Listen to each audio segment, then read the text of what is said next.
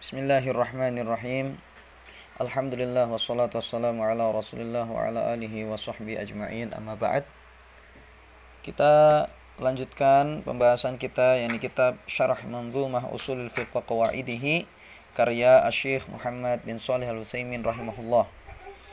Dan pada kesempatan ini kami masih memakai sebuah ringkasan dari kitab tersebut yang ditulis oleh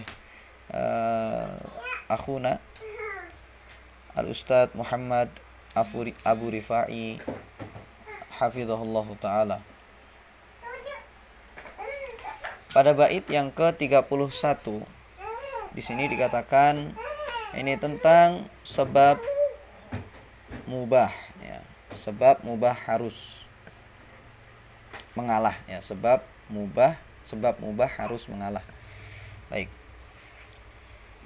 Dikatakan di sini iyajtami ma'a mubihin ma mana' faqaddiman tablighan alladhi mana'.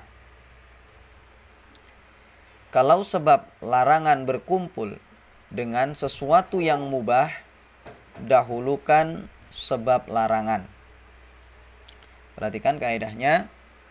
Kalau sebab larangan berkumpul dengan sesuatu yang mubah, dahulukan sebab larangan. Maksud dari kaidah ini, suatu perbuatan yang memiliki sebab haram dan sebab mubah, hukumnya menjadi haram karena sebab haram harus didahulukan. Larangan tidak mungkin ditinggalkan seluruhnya, kecuali dengan meninggalkan sisi mubah dari perbuatan tersebut. Jadi ini adalah maksud dari kaidah tersebut. Jika suatu perbuatan ya, atau suatu hal yang berkumpul padanya sebab mubah dan sebab haram, maka dahulukanlah sebab haramnya. Bila berkumpul padanya sisi mubah dan sisi haram, dahulukan sisi haramnya. Baik. Contoh kasus. Wanita di suatu desa yang terbatas jumlahnya, anggaplah 10 orang. Seorang laki-laki memiliki saudari perempuan sepersusuan di desa tersebut. Namun, ia tidak mengetahui yang mana orangnya. Apakah laki-laki tersebut diharamkan untuk menikahi seluruh wanita yang ada di desa tersebut?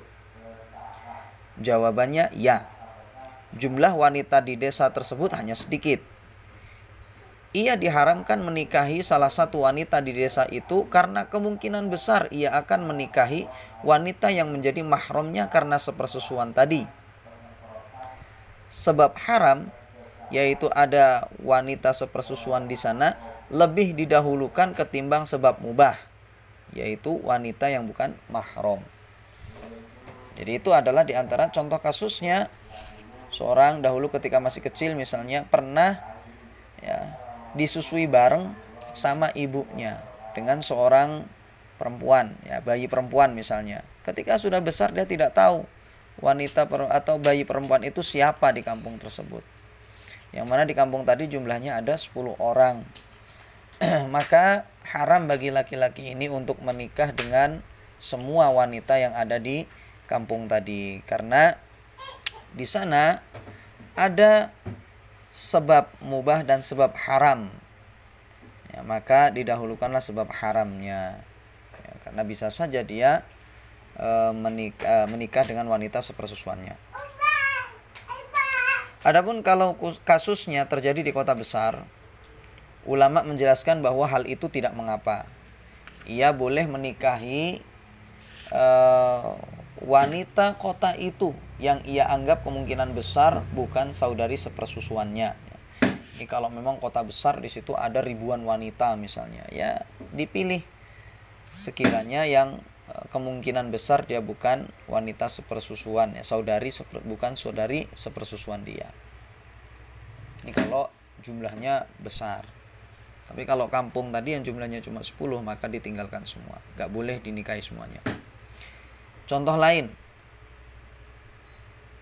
kalau bercampur antara daging kambing yang mati karena disembelih dan yang mati bukan karena disembelih, bercampur, maka daging tersebut haram dimakan semuanya.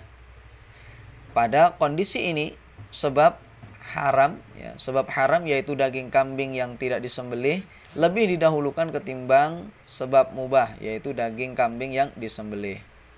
Seluruhnya wajib tidak boleh dimakan karena sebab haram bercampur dengan sebab mubah.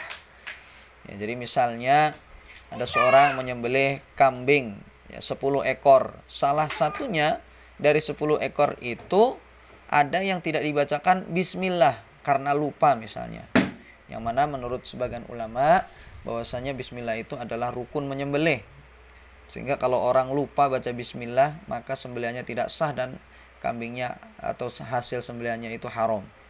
Ya, binatang sembelihannya haram. Jadi kalau misalnya ada 10 kambing, salah satunya ada yang disembelih tanpa bismillah karena lupa tadi dan tidak tahu kambing itu yang mana, maka diharamkanlah semua kambing tadi. Dalil dalam masalah ini yaitu adalah surah Quran surah Al-Maidah ayat 90, ya ayyuhalladzina amanu innamal khamru wal maisiru wal ansabu wal azlamu rijsun min amali syaitan fajtanibuhu la'allakum tuflihun. Wahai orang-orang yang beriman, sesungguhnya minuman keras, berjudi, berkurban untuk berhala dan mengundi nasib dengan anak panah adalah perbuatan keji dan termasuk perbuatan setan.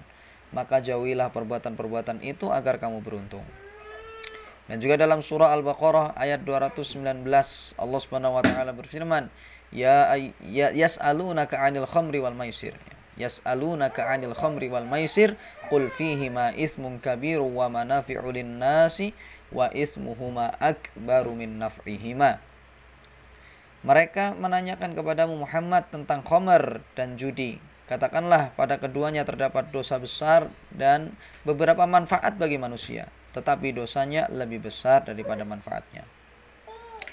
Allah mengharamkan judi, khamr dan mengundi nasib dengan anak panah karena keburukannya lebih mendominasi. Pada benda-benda tersebut berkumpul sebab haram dan sebab mubah, tetapi sebab haram lebih didahulukan sehingga seluruhnya menjadi haram tanpa terkecuali, walaupun ada manfaatnya.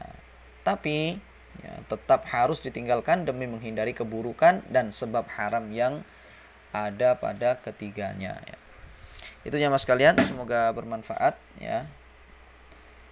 Wassallallahu ala nabi Muhammad wa ala alihi wasallam. Assalamualaikum warahmatullahi wabarakatuh.